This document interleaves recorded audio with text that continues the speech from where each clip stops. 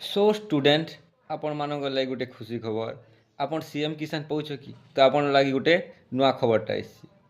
तो सीएम किसान से जे मानकर बापा माँ पाउछन पैसा से मानकर लगी गोटे नुआ स्कॉलरशिप मिलुचे जेनटा कि कृषि विद्यानिधि योजना, जेनटा कि कृषि विद्यानिधि योजना।